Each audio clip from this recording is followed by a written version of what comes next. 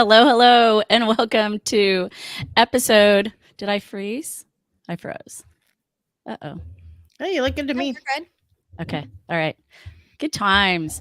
Hello, and welcome to episode 118 of the Making a Marketer podcast. I am Megan Powers with Powers of Marketing, and we have an exciting show today. Jen Cole, do you have any news to share? Did anything exciting happen for you in the last week? Yes, as a matter of fact, I don't know if you know, but Christmas was here.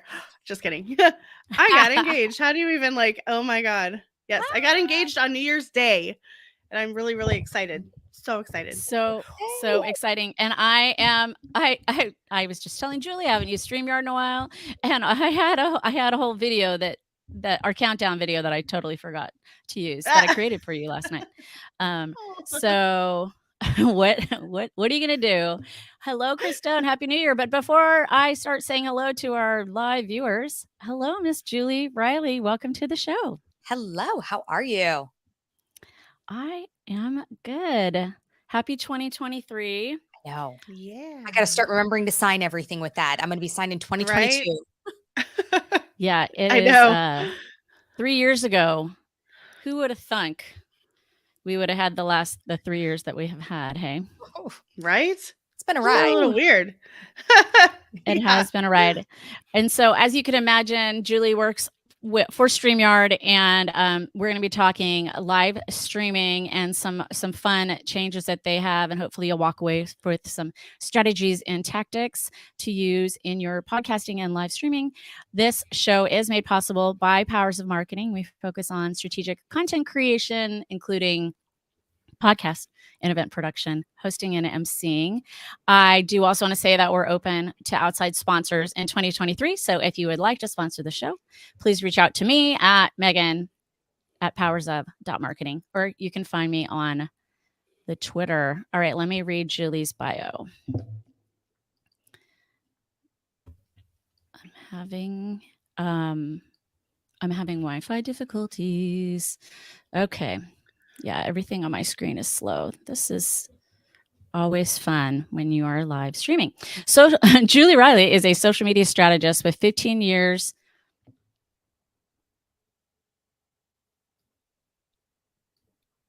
Okay, it went away. I was like, we lost Are your audio Are there. you guys there? Yep. We Okay. can hear. All right. So it keeps jumping on me. I'm going to start that over. Julie Riley is a social media strategist with 15 years of experience in digital marketing. She is the social media and community manager at Streamyard, where she manages a community of over 25,000 members. Julie is passionate about building community, teaching others the power of live video, and providing solutions tailored to what each client needs. Welcome, Chris and Jim. Happy to see you. Happy New Year. All right, Jen, let's kick it off.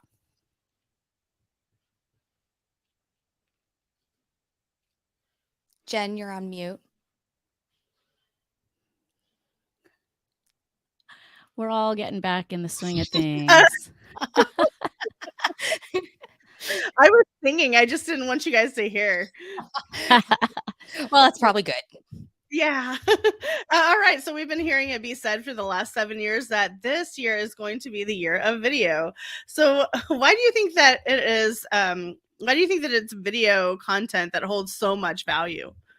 I think we've gotten to a point where sitting and just reading through the content, we're busy, and video can be consumed in a longer form when you really have the time to sit down and consume it. But you can take this longer form and really trim it down into these short bite-sized pieces. And that's where we're really finding this consumable content that people can quickly watch on the go, on their phones, wherever they're at. With the captioning services now and all of that available, you don't even have to have the audio on. So you really can have it everywhere and anywhere. And it's just easier to consume. Yeah, I feel like you get a lot more context when you can see facial expressions. I know that when we record together like this, the whole reason that we usually do ours on Zoom is so we can, feed off of each other's body language. But I think it's also cool when, the audience can kind of gauge things better via body language and eyes and how you're how you're holding yourself a lot better. I think there's just a lot of a lot more engaging factors with video. You get more of the person, more of the human element, and it's not just words. When you're reading words, you have to really try to hear what the person's tone and inflection was when they wrote those words, and you can turn those into something they weren't supposed to be. I mean, we see it all the time in social media posts where somebody will respond to a comment and somebody else will get upset with their response. And they're like, wait, that was not how I meant that. You read that in the wrong voice. So when you have that video side of it, it's just, you get that much more human element. Yeah. Emotion, like little emojis can only go so far. And then if you're just a person who has a shorter response style, like I know even in Slack, like getting used to the way coworkers communicate, a lot gets lost in translation. If you don't know that person well enough to understand this or that about them, I mean, you can get easily offended or think that they don't like you. Yes. No, sometimes we're just busy. We're in a hurry, and you give that short, fast response because you're busy and in a hurry. And exactly. Totally taken out of context. It really can. Yeah, for sure. But, and I think there's something to be said over getting to know somebody better. We always say it's that marketing 101, know, like, trust. I mean, it's been touted for years, but you really can get to know them so much faster in that video element than you can any other way. Yep, I definitely agree with that. That's for sure. All right. So I am doing the best I can I'm having connectivity issues. So hopefully I don't lose the connection. All right. I want to know so I also want to point out, like, this is a sponsored show and we're not trying to make it salesy, but I think that Streamyard really pioneered really high quality live stream broadcasting, multi-streaming for the world. So I just want to point that out up front. So but I would like to know what made Streamyard create a product that's specifically geared towards podcasters. Yeah. So when StreamYard really got started, they wanted to be the easiest way to create professional looking live streams. And the purpose behind that was when they really started going out there and looking at what there was available for professional live streaming, there were only a couple of options available. Everything else towards live streaming was really aimed towards the gamer market. And, they were like, we need some other options available on the market for those that are not gaming, those that are doing the professional side of streaming. And that was where it started as the easiest way to create professional looking live streams. They then really transitioned that into the easiest way to create professional looking video, adding in more editing ability, and there's more on the way, adding in more of the recording ability. And as that built onto the recording side of it, they realized there was such a great market here to reach into the podcasting market, that the ability, so many podcasters for a while were using Zoom or other tools so they could get the local recordings, so they could get those individual pieces that make the editing easier. We all know on the podcasting editing, you've got audio, clipping things out. You've got to splice it all back together. But getting those individual recordings versus having one long single recording and then trying to modify and edit, especially if you have a guest whose audio may not have been as equal as yours. You're trying to then put this podcast together for audio only. And the editing was a lot harder. So by adding in that local recording feature, you now get the individual recordings from each guest on your show. So your editing is so much easier. And it opens up a whole new market, of course, as well, that now we can really be that easiest way to create professional content. Right. So we did, and we set that for the local to record locally on each person's, but also we will get each audio file for each person individually I'll get that on my end as the owner of the account, right? Yes. Yeah, you'll Okay, get cool. that. At the end of the show with the local recordings, we'll hang on for a few minutes, and it allows those local recordings to upload to you. What that does is, so like today, you're having a little bit of internet issues. You will get a clean recording without your internet issues causing any blips or blurps, and you then can put this all back together, repurpose it for other use cases. So you get that really clean recording versus just your internet cloud recording that might have some of those internet issues in there. Gotcha. Awesome.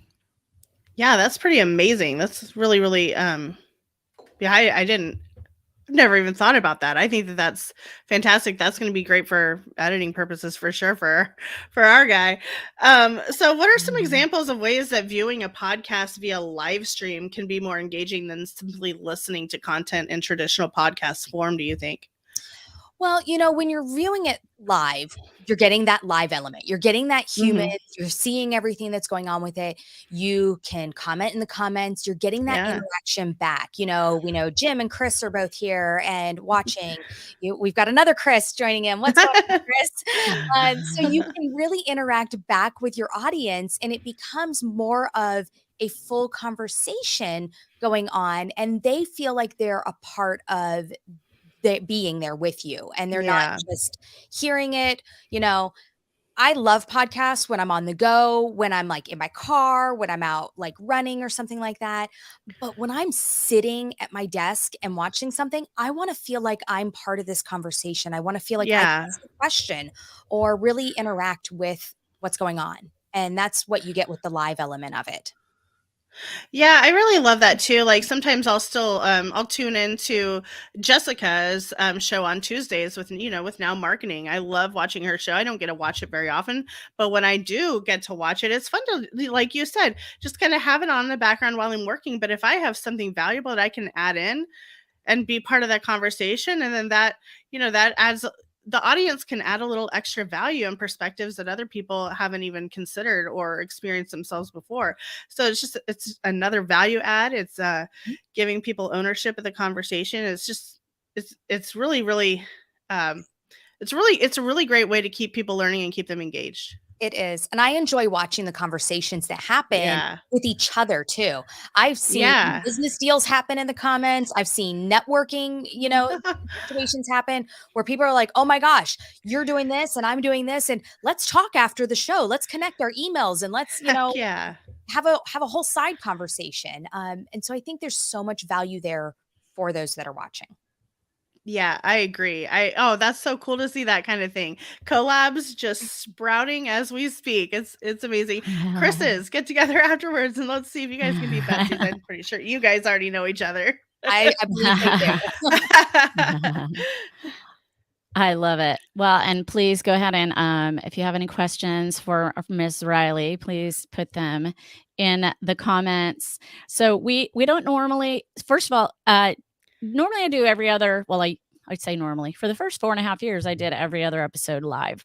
Right.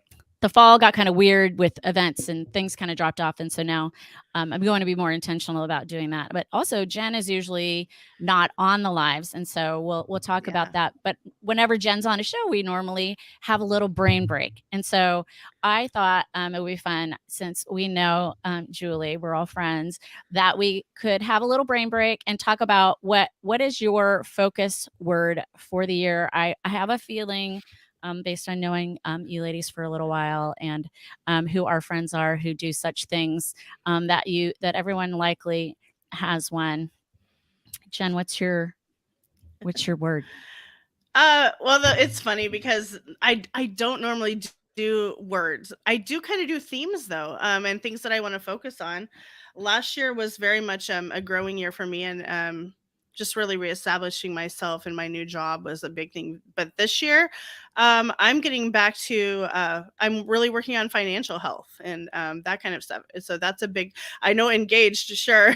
So that's gonna might put a little damper on that financial health part of the thing, but in the background, it's definitely a huge focus. How can I still maintain and grow back into some financial health, that I lost during my divorce and other circumstances. And so that is something that I really want to focus on. So I guess it's kind of a word, it's a concept. Okay. No, I love that. We have a couple of Yeah. questions. Thank you, Chris and Bruce. So we'll get to those here in just a minute. Julie, what's yours? Mine is relax. I think Nice. it's so easy. We get caught up in all the hustle and all the go and all the constant. And, I work a lot. I love what I do, but I do work a lot of hours with it. And social media, it doesn't really shut off ever. So finding No. that balance of everything. So really taking that time to go close the laptop, relax. Go spend some time with my family, go do a trip, really just be more intentional about disconnecting. I took a cruise in November, and for the very first time since I mean, the first time I can remember in any kind of digital world, I did not have internet. I did not have a cell phone connection. I did not buy the internet on the cruise. I didn't take my laptop with me. I had no digital connection. I had my phone with me so I could have the app for the cruise on there because we needed that. Sure. Zero digital connection the entire time. And it was the first couple days were a little unnerving, but as I got into it and I learned to relax, I really found this peace with going, it's okay that my email hasn't been checked, and it's okay that I haven't looked at Slack, and it's okay that I haven't checked everything, because I set up all the systems in place to ensure that it was being covered while I was gone. So really just being more intentional about finding that time to relax. Nice. Oh, well, that's a great segue because actually my word is intentional. I'm gonna be more intentional about all the things I do personally, professionally, physically. I'm going month by month, setting just little things for me to do each month rather than trying to tackle one big thing, but really being intentional too about how I keep in touch with my friends and family. And I want to normalize not having it be weird when you get a text from someone that says, "Hey, can we have a phone call?" Because you always just assume something's wrong. Why? So yeah. So I want to normalize talking on the phone again. All right. So Chris Stone asks, "Are you all going to be at Podfest this month?" I am not. I don't believe Jen is. Julie, are you going? I am. Streamyard will be there. So we are sponsoring Podfest. We've got a booth, and there's going to be 4 of us from the team there. And we're really excited. We'll get in on the 25th, and then I'm going to stay a couple extra days and go hit Disney solo after. Awesome. Oh my God. That would be so much fun. I considered it. I looked at it because for those who haven't heard listening to other shows that I do, I have been downsized. So I am currently without full-time employment. So I have the time, but I need to be more careful about the finances. So who knows? I may get a wild hair and end up going. But I figured like one podcast conference a year is probably going to be my max for this, for between last year and this year. All right. So Bruce wants to know, is it easy to have guests join without a waiting room? Think Clubhouse for streaming video. I know what the answer is, but Julie, why don't you answer this? Yeah. So for guests joining your screen, depending on what plan you are on, you can have up to 12 guests in your studio, but only 10 on screen at a time. So it's not really intended to be a Clubhouse type room that you fill with loads of people and you've got multiple conversations going back and forth. It is really meant to be more of a stream too. I mean, you can fill a room with 10 people if you have the pro plan. If you're on the basic plan, it is 8, I believe. Nope, it might also be 10. The free plan is limited. I can't remember the exact numbers. I'd have to go look those up, but you can, look at our pricing page and it tells you exactly. But up to 10 is the max on screen at a time. So it's not really meant to be that kind of situation. But To invite them, it is simply just a link, and it's one link that you can invite with. And at the bottom of your screen when you're in the studio, there's an invite button. It pulls up a link. You send that link to whoever you want to join in, and they can join. Yeah, and then from my perspective as the person who owns the studio, I see when people join, I see them in black and white, like in the bottom of the screen, Yes. and then I can click to add, and you can add and remove people and change the layout throughout the show. Because of my connectivity issue, I'm trying to not play with the layout too much anymore, because it's like 30 seconds later that it happens. It's bananas. So awesome. All right, let's continue on, Jen.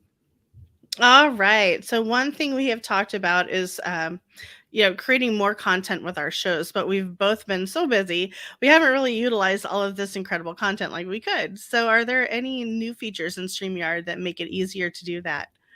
Well, I think, you can really start to batch it out if you're not doing live always. So if you're needing to create content, you can use the recording feature, and you can sit there and batch record, go change your shirt real fast, you change the color of your lipstick, and then you don't look like you have the same recording in one day.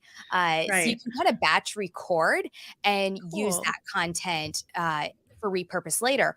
One of the things that we have is a pre-recorded live option. And what that does is, if you had a guest who couldn't be your guest at the time of your show, if your show was every Wednesday at 2 p.m., but you couldn't have your guest on Wednesday at 2 p.m., they're in another country and that's like the middle of the night for them, or they're traveling, or whatever reason they can't be, you can pre-record that and then send it still out as a pre-recorded live at your showtime.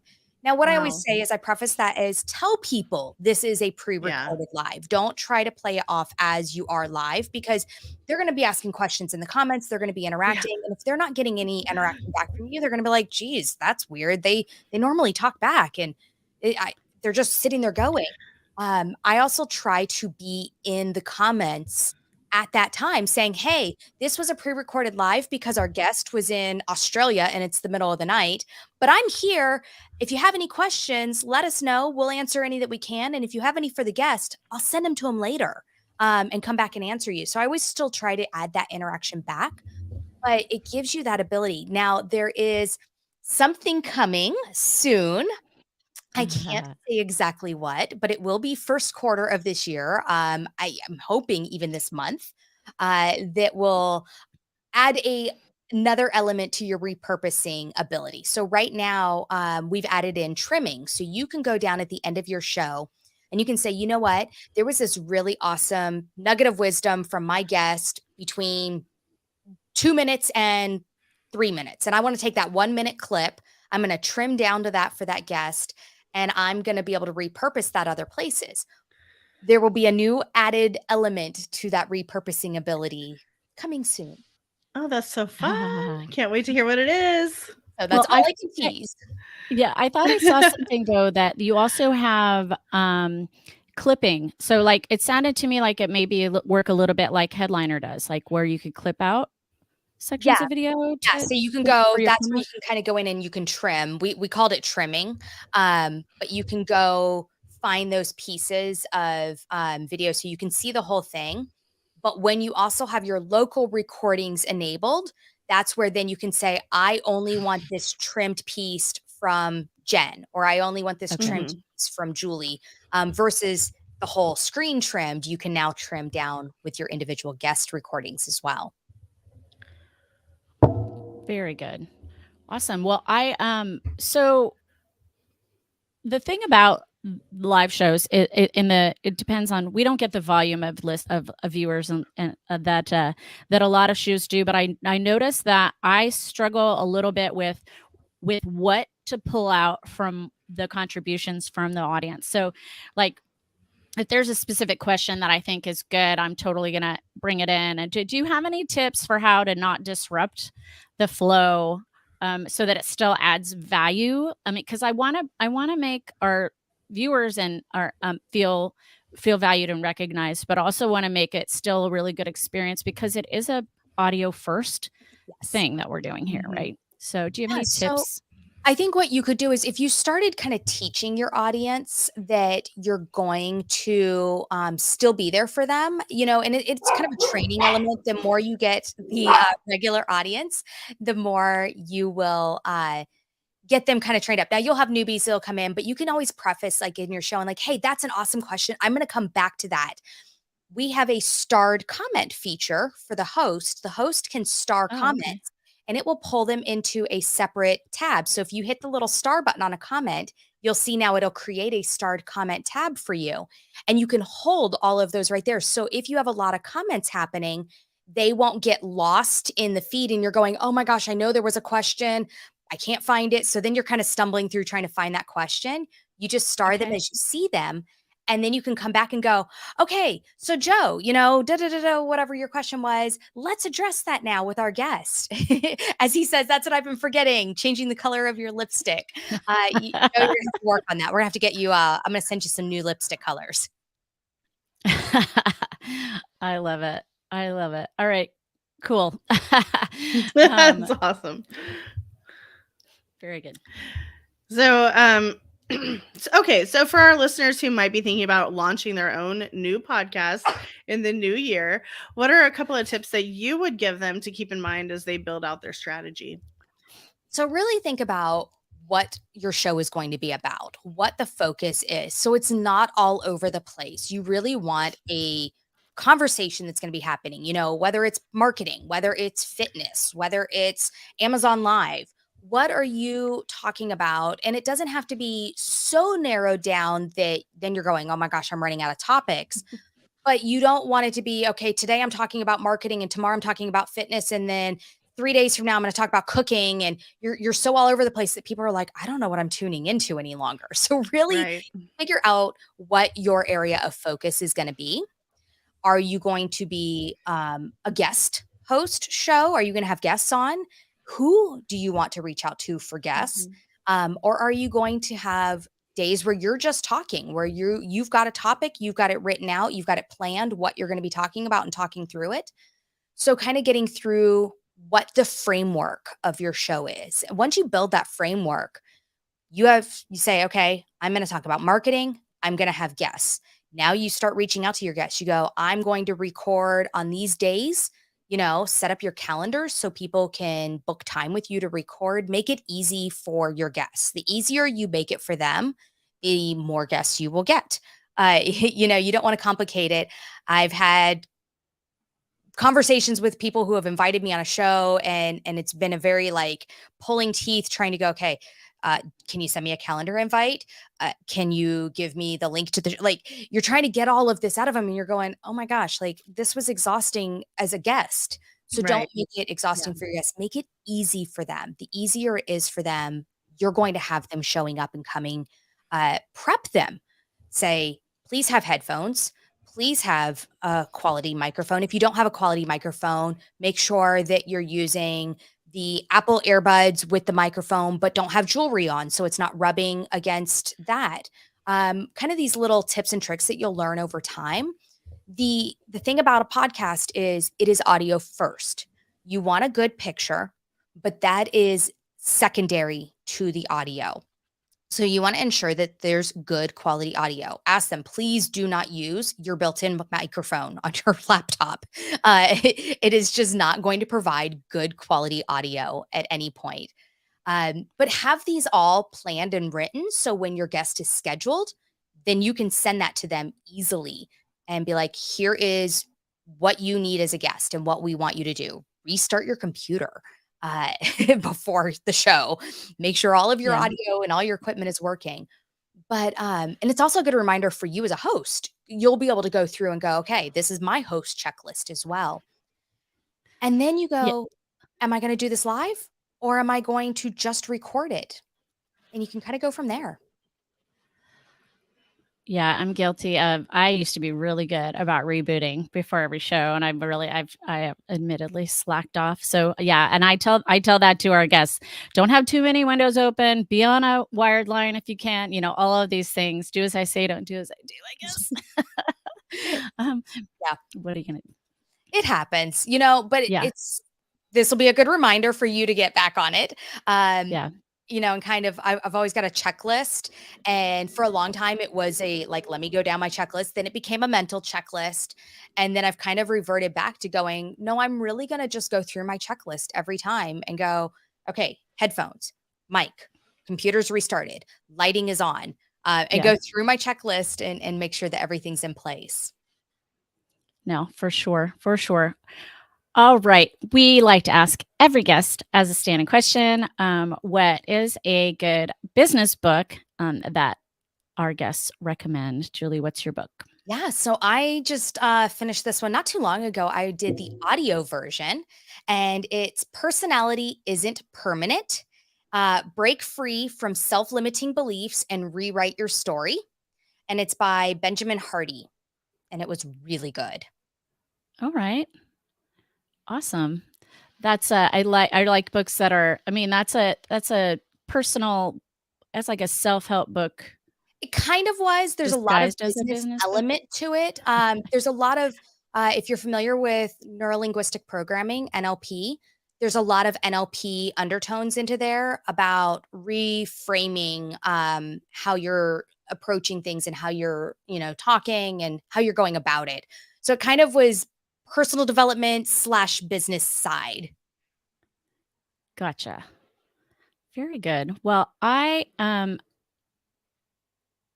a fan of StreamYard, and I'm really happy that we were able to have you on the show and teach our listeners a little bit more about how they may be. It's funny because I have family who always say, "Oh yeah, I watched your podcast," and it makes me laugh because I'm like, well, I mean, you watched us recording it, but did you watch our podcast? Because podcasts are audio, like it's kind of a funny thing. And then I tell them, there's twice as many episodes out there. If you want to go to a podcast platform, you could listen to them all. And on that, I do have another podcast for those who don't know called Trade Show Talk. And it is about the meetings and events industry, not just about trade shows, but we also cover a lot of really good, just basic business stuff. My last episode of 22 is in my top 3 of my all-time favorite episodes ever in the 150 whatever that I've hosted. So if you are struggling with how to plan for the new year, it's a really, Courtney Stanley is the guest, and she just gives like a really lovely, doable way to look back at what you did last year and try to move forward and make change possible. So I just wanted to share that with everybody. Trade Show Talk. Well, Julie, thank you so much for being on with us. Yeah, thank you for having me. This was fun. Absolutely.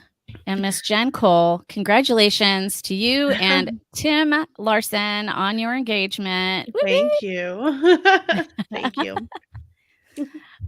All right, friends. I appreciate everyone who was here with us live and those watching the replay and listening on the podcast or watching the replay videos. Thank you so much. And we will get to questions and comments as those come in as well. I promise.